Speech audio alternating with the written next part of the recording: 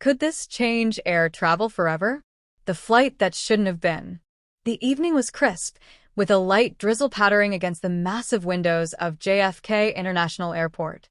Travelers bustled about, some eager to get home, others embarking on long-awaited vacations. Amid the crowd stood Ethan Cross, a former aviation engineer turned investigative journalist. His deep-set eyes and slightly disheveled brown hair gave away his profession, someone who had spent too many late nights chasing stories. He glanced at his boarding pass. Flight 917, New York to London. A routine overnight flight, but something about it felt off. As he approached Gate 42, an uneasy sensation settled in his gut. A few hours earlier, he had received an anonymous tip. There's something wrong with Flight 917. If you want the truth, you better be on it. Ethan had seen his fair share of cover-ups, but a cryptic message like this was unusual. Was it a hoax? Or was there really something sinister at play? With a deep breath, he boarded the plane. The passengers of 917.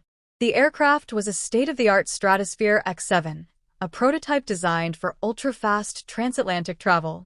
It was said to cut the journey time in half using a new propulsion technology, one that had never been tested on commercial flights before. Ethan scanned the passengers. The atmosphere was strangely subdued.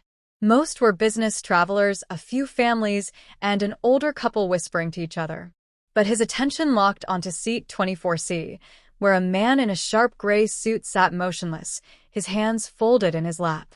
His eyes flicked to Ethan for a split second before looking away. Ethan's instincts flared. Something about this man screamed government operative. Then, the pilot's voice crackled over the intercom. Ladies and gentlemen, welcome aboard Flight 917. We are expected to arrive in London in just under 3 hours, thanks to our new high-speed propulsion system. Please enjoy your flight. 3 hours? That was impossible. The fastest recorded transatlantic flight had taken nearly 5. How could they shave off 2 whole hours?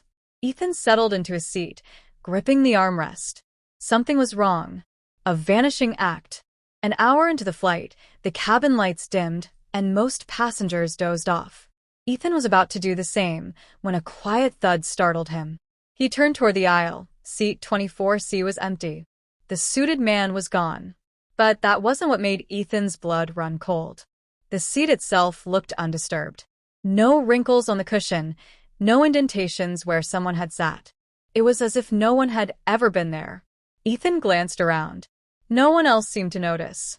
He quickly unbuckled his seatbelt and slipped down the aisle toward the galley, where a flight attendant was preparing drinks.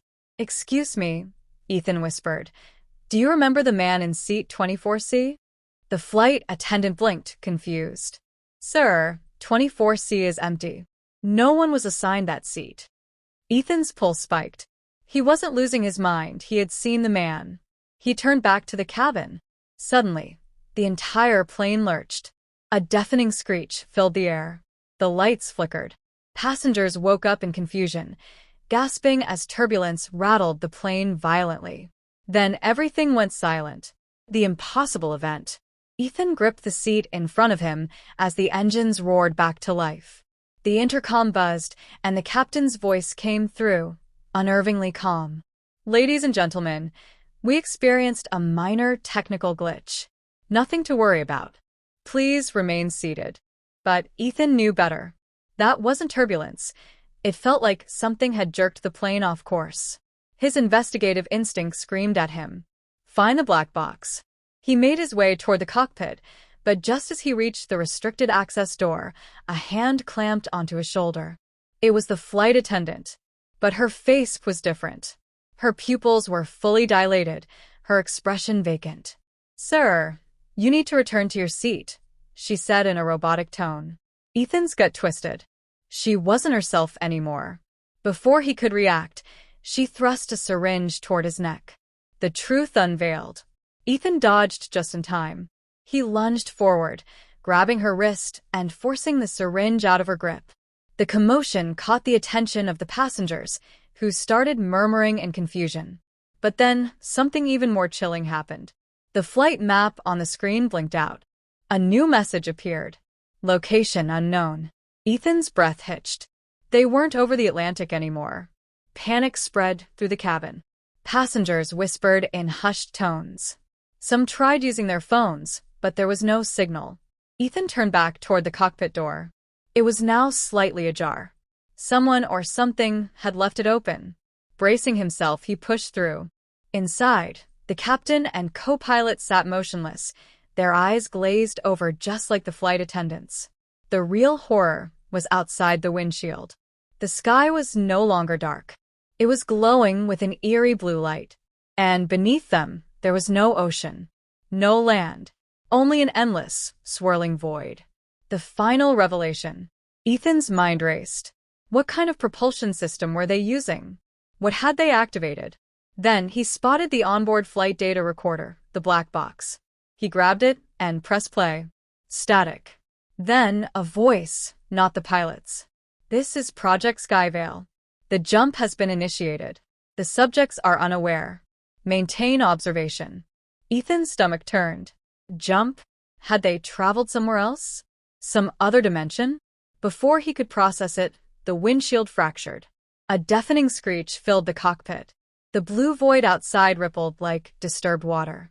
Then, a shadow emerged from the swirling abyss. Something vast. Something alive. Its eyes locked onto the plane. And then, everything went black. The final broadcast. 2 weeks later, news reports swarmed about Flight 917's disappearance. Authorities claimed it had never taken off, that the flight never existed. But deep in an undisclosed location,